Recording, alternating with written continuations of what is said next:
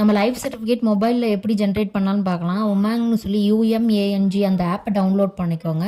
அதில் போயிட்டு ப்ளே ஸ்டோரில் போய் டவுன்லோட் பண்ணிக்கோங்க. அதில் ஓப்பன் பண்ணிங்க அப்படின்னா ஜீவன் பிரமான் அப்படின்னு கொடுங்க. அதில் view life certificate, generate life certificate 2 option இருக்கும். ஜென்ரேட் கொடுங்க. ஜென்ரேட் கொடுத்ததுக்கப்புறம் இந்த பேஜ் போகும். ஃபே ரெகக்னைசேஷன் நெக்ஸ்ட் ஆப்ஷன். அதுக்கப்புறம் பார்த்திங்கன்னா ஆதார் நம்பர், மொபைல் நம்பர் கொடுத்தீங்க அப்படின்னா 2 லிங்க்கில் இருக்கணும். அதுக்கு ஜென்ரேட் OTP வரும். கொடுத்ததுக்கப்புறம் இந்த பேஜ் போகும். அது ஆதாரில் இருக்க மாதிரி name, PBO number, type of pension, அப்புறம் என்ன ஆர்கனைசேஷன், அப்புறம் என்ன அத்தாரிட்டி, சாங்ஷனிங் அத்தாரிட்டி, அப்புறம் டிஸ்ட்ரிபியூஷன் ஏஜென்ட்டி, பேங்க்கா என்னங்கிறத நம்ம கொடுக்கணும்.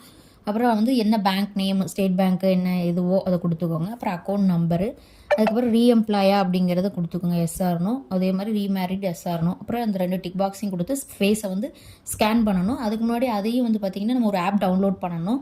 ஆதார் ஃபேஸ் ஆர்டின்னு சொல்லிட்டு ப்ளே ஸ்டோரில் போய் அதையும் டவுன்லோட் பண்ணி வச்சுக்கோங்க. காமிக்கிறேன் பாருங்கள், அதுதான். அதையும் டவுன்லோட் பண்ணிக்கோங்க. தேங்க்யூ.